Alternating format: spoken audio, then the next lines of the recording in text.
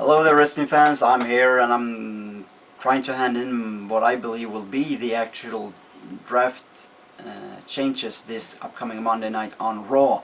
There's a 3-hour Monday night draft coming, the annual draft as it is right now. The last couple of years they made it annual. I'm not as fond of that. If we remember last year, they kind of messed the entire draft up because they did a good draft in 2008.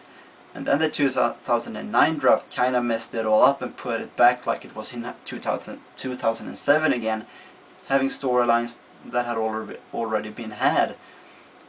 Kind of you had for several weeks MVP facing Matt Hardy, and they had a very good drawn-out storyline in 2007, 2008. But we've seen that already, so they had to follow that up in June or July with another 15-man draft, just to refresh things. So that was a pretty not so very much thought through draft last year, and if that's the case again, I'm gonna be very much against the draft. And I don't think there is a need for a draft right now, and I don't think it should be annual, but that's WWE's decision, and I know some fans like it a lot. What I don't believe they should do, however, is have too big of a draft. No more like last year where they had, I believe, 40 names changed shows. That's way too much. No need for such an overwhelming draft. Keep it small, make the changes matter, and maybe have a maximum of like 10 guys change shows, somewhere like that. 10 guys. No more supplemental draft, but I know that carries people onto WWE.com. But there are other ways to do that with the actual draft, and they have the fantasy draft up right now on WWE.com, and you could read about the draft picks and changes after Monday night. So I don't believe this supplemental draft. It's just like the B Squad changing shows or something, because it's not like Triple H is gonna change shows on a supplemental draft. So keep it small, maybe around 10 guys changing shows, 5 from each shows going over. So that's what I will go from.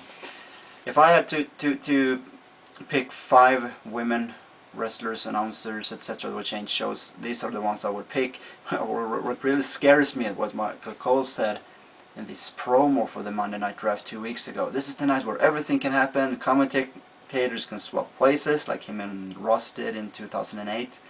And you could have wrestlers changing shows, and you could have tag teams split up.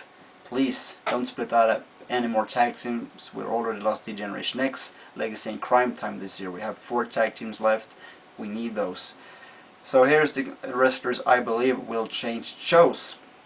From Raw to SmackDown, we will see Sheamus. I believe Sheamus, after his feud with Triple H, will need a new start, because he's been at the top of the mountain on Raw, faced the biggest guy, Triple H, on the biggest, grandest stage of them all, WrestleMania. So Sheamus goes to SmackDown, where he gets a fresh start. Randy Orton will go to SmackDown to enhance the storyline with Jack Swagger, and in case of winning the belt at Extreme Rules, he will go and carry the belt with him. Now, I'm not a big fan of these titles jumping around, but in this case it would just be the World Heavyweight Championship coming back to SmackDown again. As if Randy Orton won, he would face Swagger anyway at Over the Limit in a rematch. So that would only fit for Randy Orton to go to SmackDown. Also, I believe Maryse will go to SmackDown, to the much better women's division they have there for the title, with Michelle McCool, Mickie James, Beth Phoenix. Tiffany's pretty good. You have Natalya Neidhart, Serena so far. So Maryse to SmackDown, where she will compete for the women's title, which has more lineage and is more simply has more prestige to it. Also, Cody Rhodes, I believe, will go there. He has some sort of concussion. I don't know if it's a storyline or if it's reality. He split from Legacy, and Randy Orton on Raw, well, it goes to SmackDown according to my draft picks. And Teddy DiBiase and Royce Too Much. I think he could do well of going over to SmackDown as well and grow peacefully there. In a not live environment, and with not so much big guys like there is on Raw. Also, Carlito will remain, will also go to SmackDown. He will return to the show where he made his debut in 2004, and perhaps start to move somewhere, show good attitude, and start progressing towards the top again, at least to the mid card. Then to Raw, that's tougher because I believe Tiffany might go over. She might go over to she's more of the eye candy. She's pretty good in the ring, but she's more of the eye candy. Then I believe CM Punk will go to Raw from SmackDown. He's a good name for Raw and he's proven himself really good over the last couple of years, especially since his heel turn, since the structuring up the straight edge society. And he said recently that if I go to the Raw, I'll take the entire straight edge society with me, something Triple H made fun of. So that would mean Luke Gallows and Serena would go there as well. Hard to know whether that would be 1 draft pick or 3. I'm not sure either. Then, for some reason, I believe Batista might go to Raw as well, and he's been jumping ship every damn time they've had a draft. But okay, also Batista go to Raw. They need, if they're gonna lose guys like Randy Orton and Sheamus, they need something in return, and Batista has been on Raw for most of the times recently than he has been on SmackDown. So Batista is a legitimate move for Raw.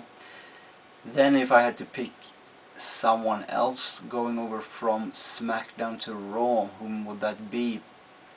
Perhaps JTG or Shady Gaspard. In this case I'd say Shady Gaspard go to Raw. JTG stays on SmackDown. So there you have my picks to Raw. We'll see Shady Gaspard, Tiffany, Batista, CM Punk, Serena and Luke Gallows. And to SmackDown we'll see Sheamus, Randy Orton, Maryse, Cody Rhodes and Carlito. Now share your own draft picks. Whom should you want to see change show? Whom would you want to see change shows? And whom do you think will change shows as this Monday night draws closer with the draft? Thank you for watching and have a nice day.